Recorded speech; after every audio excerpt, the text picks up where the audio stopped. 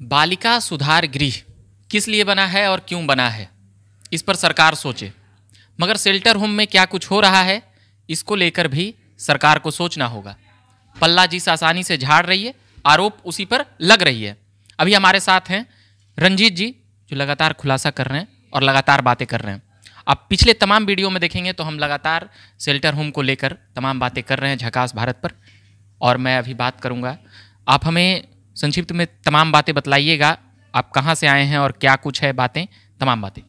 जी, मैं गया से आया हूँ और 2018 में काउंसलर के पद पे नवादा जिला में था, जिला बाल संरक्षण इकाई में। और उस टाइम वंदना गुप्ता जी भी सीपीओ के चाइल्ड प्रोटेक्शन ऑफिसर के पद पे थी। और इनके रीजन में दत्तक ग्रहण संस्थान नवादा में कई बच्चे की मृत्यु हुई थी। इनको सुपरविजन कार्य करना था। अवैध त्रुटि पर्यवेक्षण में जाती थी, त्रुटि देखती थी और बच्चे के हित में काम करना जरूरी ना समझ के अवैध वसूली ले करके मामला ठंडे बस्ते में डाल देती थी। और मैंने भी इन पर एफआईआर किया है। दस्तावेज में सरकारी दस्तावेज में छेड़छाड़ करने का, सरकारी संचिका में से पत्र गायब करने का, और ये खुद गायब रहती थी अग्रिम उपस्थिति बनाकर। कई शोकॉज भी इनको पर हुए हैं जिसकी जांच की जा सकती है। ये तमाम बातें आपको कैसे पता है? मैं उनके साथ कार्य कर रहा था और अपना स्पष्टीकरण का पत्रांक काटकर मेरे नाम से इशू कर दी थी। किस बालिका गृह में आप काम कर रहे हैं? बालिका गृह में नहीं, जिला बाल संरक्षण इकाई में थे। बाल संसद इकाई। हाँ, बाल संरक्षण इकाई में ही बाल संरक्षण पदाधिकारी के पद पर थी। इनका मूल पद बाल संरक्षण पदाधिकारी का है, लेकिन पता नहीं क्यों विभाग इनको, इनके जैसे भ्रष्ट को इतने सेंसिटिव जगह पे अधीक्षिका के रूप में तैनात कर दिए। क्योंकि इन पर जो आरोप अभी लग रहे हैं अवैध पैसा वसूली का, लड़कों से बात कराने का, फ़ोन पे लड़कों को बाहर से बुलाने का, ये 2015 में इन पर आरोप लग चुका है। मोकामा बालिका गृह में संस्थागत बालिका गृह चलती थी, इनको पर्यवेक्षण कार्य तो लगाया गया था। वहाँ भी इन पे मोबाइल पे लड़की को लड़कों से बात कराने का आरोप लगा है, बाहर से पैसा लेके मिलवाने का आरोप लगा है। ये अभी भी यहाँ करती क्या है, डेट पर लड़की को हाईकोर्ट में ले जाती है, 8 बजे निकलती है, शाम को आती है। इनका ड्रेस कैसे चेंज हो जाता है, हमें ये नहीं समझ में आता है। जांच टीम जो जाती है ये क्यों नहीं इन पर गौर कर रहे हैं कि सुबह सूट पहन के निकलती है तो शाम में साड़ी पहन के कैसे आ जाते हैं। यानी पटना में इनका घर है अपना, आसियाना में। ये लड़की को वहाँ भी ले जाती है, अपने घर पर भी रखती है, वहाँ भी फॉर्मेलिटी क्या पैसे लेके लड़का से मिलवाती है। लड़का चाहे इसका साक्ष्य आपके पास है? नहीं, साच तो उसका सीसीटीवी फुटेज में ही मिलेगा। सब सीसीटीवी फुटेज जो है, कहाँ का सीसीटीवी फुटेज? वहाँ का बालिका उत्तर रक्षा गिरी का, लेकिन हाँ, गाय घाट का, पटना उत्तर रक्षा गिरी गाय घाट का सीसीटीवी फुटेज में सारा मामला मिल सकता था। 2018 में भी इस तरह की घटना घटी थी। प्रधानमंत्री को भी मैंने लिखा था। एक गया कि एक लड़की उत्तर रक्षा गृह में थी, वो गया आने के बाद हमको बताई थी, हमने लिखा था। मोकामा से लेके आरा में भी यार परवरिश योजनाएं पैसे वसूली की थी, उस पर भी कार्रवाई हुई थी। नवादा में भी लेती थी, जिसका मैं लिखित रूप से समाज कल्याण विभाग को साक्ष्य के साथ दिया था। कार्रवाई अब तक नहीं हुई।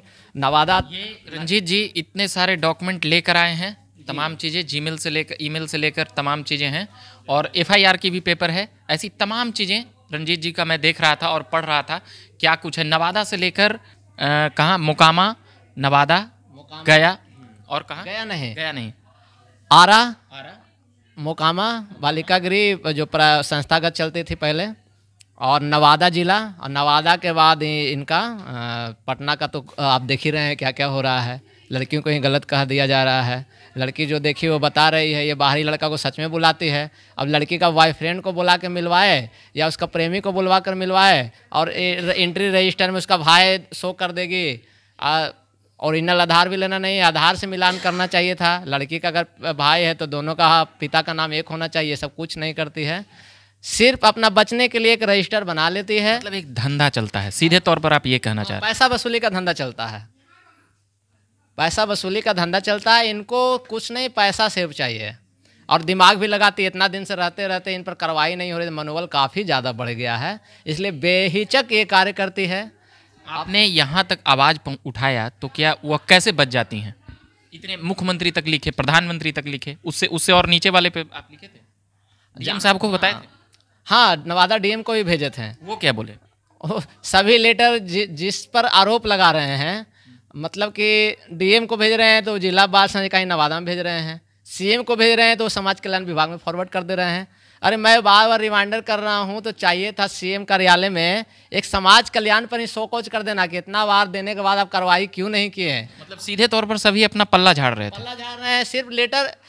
बिहार में एक कार्रवाई का सिस्टम चलता है, अगर जिस अधिकारी पर कंप्लेन कर रहे हैं सिर्फ लेटर उसी विभाग में फॉरवर्ड होता है, पूछता नहीं है कि आप कार्रवाई क्यों नहीं किए हैं। अगर हम समाज कल्याण विभाग पर कार्रवाई के लिए लिख रहे हैं सीएम को, तो वो लेटर कहाँ जाएगा? समाज कल्याण विभाग को। समाज कल्याण विभाग कहाँ भेजेगा?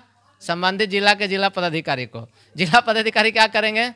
बाल संरक्षण इकाई जहाँ का मामला वहीं भेज देंगे, तो क्या जांच होगा? चारों केंद्रों पर कागज घूमते रहेगी। बस यही होता है, यही होता है। जबकि इसकी जांच निगरानी विभाग से करानी चाहिए थी, सीबीआई से करानी चाहिए थी, एक एक रजिस्टर का दस्तावेज का भौतिक सत्यापन करानी चाहिए थी कि सच में उस भाई से मिलाई है कि पिता से मिलाई है। वंदना गुप्ता से आपका कब का परिचय है? वंदना गुप्ता से 2018 से परिचय है, और उनका जितना नज़दीक से मैं जानता हूँ, हर चीज़ देख चुका हूँ, कैसे वो पैसा के लिए क्या करती है। हो सकता है आपका कोई रहते रहते कोई दुश्मनी हो जाता है, लोग जब साथ रहते। दुश्मनी कुछ नहीं हुआ है, और हमसे भी पैसा ऐंठने की कोशिश की थी। कितना?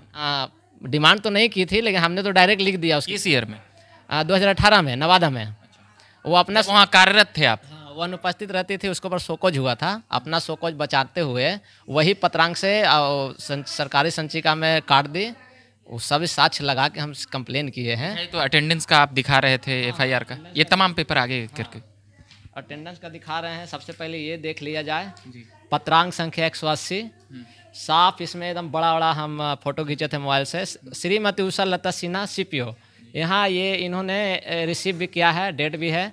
अब पत्रांक संख्या 181 ये वंदना गुप्ता का है। देखिए इस पर कागज कैसे साट दिए, सरकारी संचिका के साथ कैसे खिलवाड़ की है। इस पर एफआईआर बनता है जालसाजी का। कागज साट कर बदला गया है। हाँ, कागज साट कर बदला गया है। ये कागज नवादा में मिलेगा? हाँ, संचिका में मिलेगा। इसका ओरिजिनल फोटो भी मेरे पास है, फोटो कॉपी नहीं है। ये क्या चीज़ का डॉक्यूमेंट है? अब ये देखिए निर्गत पंजिका, ये वंदना गुप्ता का शोकॉज था, अग्रिम अटेंडेंस बनाकर अनुपस्थित थी। और ये उषा लता सिन्हा का शोकॉज था 181 80 181 180 181। अब यहाँ पर 180 करेक्शन करके किसी और को निकाल दिया गया, 181 मेरे नाम से इशू कर दिया गया, जबकि इसमें साफ तौर पर रिसीविंग वो दोनों की है। अब मैं इसी का सरकारी संचिका में छेड़छाड़ करने का, सरकारी संचिका से पत्र गायब करने का आरोप लगा, तो एफआईआर दर्ज करने के लिए आवेदन दिया था नगर थाना नवादा में।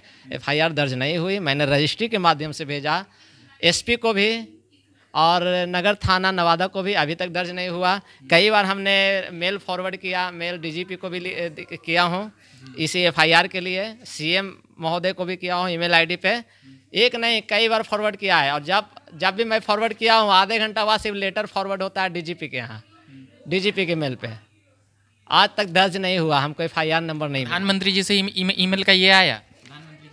प्रधानमंत्री जी के यहाँ ईमेल किए तो वो हम चेक किए तो ये सिर्फ आया, ये भी सोशल वेलफेयर में ही फॉरवर्ड कर दिया गया। पढ़े, उन तक मैसेज नहीं गया? हाँ, ये हो सकता है ये पोर्टर का जो हैंडल करते हैं कोई ऑफिसर बैठे होंगे, वो लोग भेज दिए होंगे। ये पोर्टर माई गवर्नमेंट पोर्टर है। ट्विटर पे एक बार टैग किए? नहीं, ट्विटर पे तो नहीं किए, लेकिन फेसबुक पर कई बार किए हैं।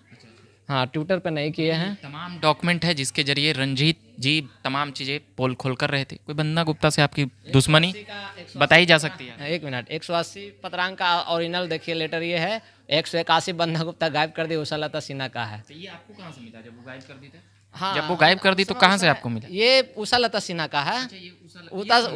उषा लता सिन्हा भी सीपीओ थी वहाँ, चाइल्ड प्रोटेक्शन ऑफिसर।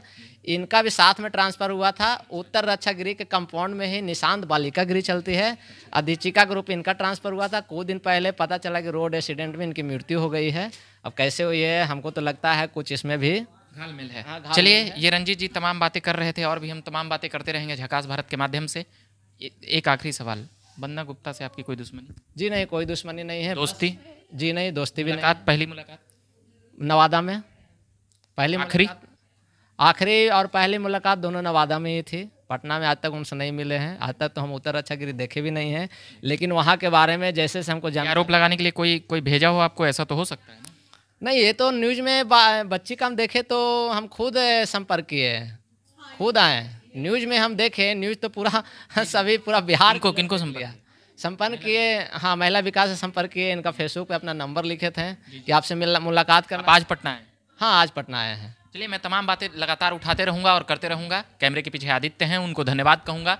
मेरा नाम हुआ रविकांत, आप देखते रहिएगा झकास भारत। और तमाम मैं शेल्टर होम से जुड़ी हुई खबरें लगातार दिखा रहा हूं और ला रहा हूं। मैं उम्मीद करता हूं कि उस पर सरकार सुने और उसको जांच संज्ञान ले। वंदना गुप्ता का नाम काफ़ी उसमें आ रहा है और तमाम बातें जो गुड़िया नाम की लड़की तमाम बातें कह रही है, इतनी बेबस होकर कह रही है। जिला अधिकारी जिस प्रकार से इससे पल्ला झाड़ लिए हैं, सरकारी पुलिसिया तंत्र, तमाम प्रशासनिक ढांचा सीधे सीधे तौर पर घेरे में है। मैं उम्मीद करता हूं कि इन तमाम चीज़ों की आबरू रखी जाए, लोगों का विश्वास रहे प्रशासन के ऊपर, मुख्यमंत्री के ऊपर और प्रधानमंत्री के ऊपर। अभी के लिए इतना ही कहूँगा। चैनल को सब्सक्राइब नहीं किए होंगे तो कर लीजिएगा और फेसबुक पेज को भी लाइक करिएगा। मैं लगातार खबरें लाता रहूँगा। धन्यवाद।